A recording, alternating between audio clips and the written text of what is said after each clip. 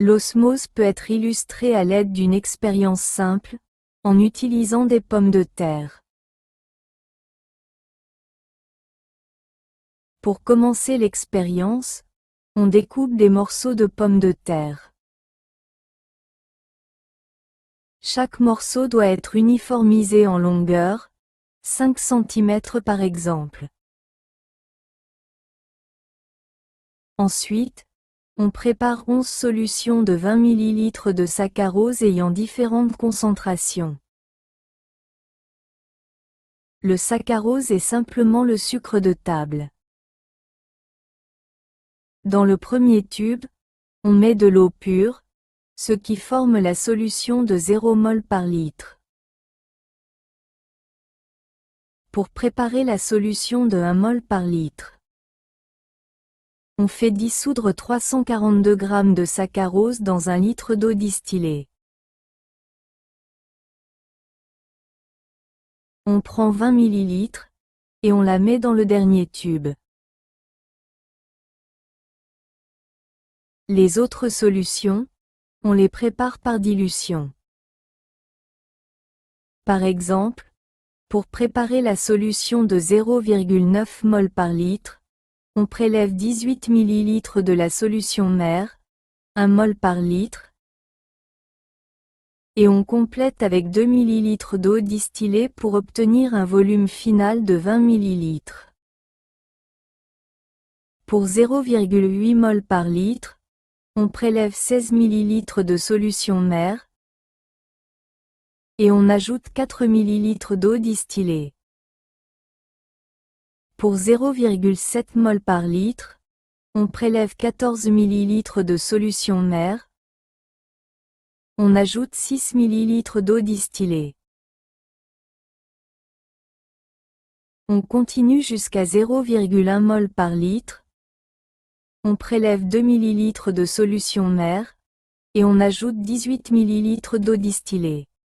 Chaque solution obtenue doit être homogénéisée après dilution.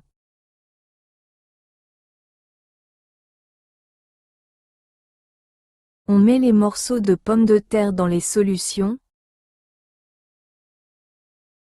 et on les laisse pendant 1 heure.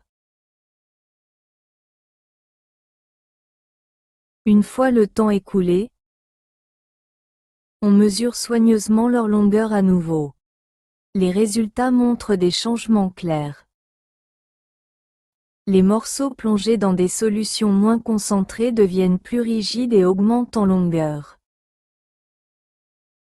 tandis que celles dans des solutions plus concentrées deviennent plus molles et raccourcissent.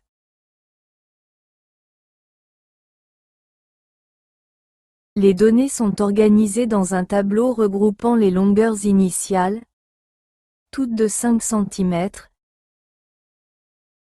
et les longueurs finales des morceaux de pommes de terre. La variation de longueur est exprimée en pourcentage. En représentant graphiquement ces variations moyennes, on obtient une courbe descendante. Cette courbe peut être subdivisée en 2 intervalles. Un intervalle où la longueur des morceaux de pommes de terre a augmenté par rapport à la longueur initiale. Cette augmentation est due à l'entrée d'eau par osmose, dans les morceaux des pommes de terre. Cet intervalle regroupe les solutions dites hypotoniques, qui sont des solutions de faible concentration. Un intervalle où la longueur des morceaux de pommes de terre a diminué par rapport à la longueur initiale. Cette diminution est due à la sortie d'eau par osmose, dans les morceaux des pommes de terre. Cet intervalle regroupe les solutions dites hypertoniques, qui sont des solutions de forte concentration. Pour une concentration d'environ 2,8 mol par litre, la courbe croise l'axe 0. À cette concentration, les flux d'eau entrantes et sortantes des morceaux de pommes de terre sont équilibrés. Cette solution est qualifiée d'isotonique.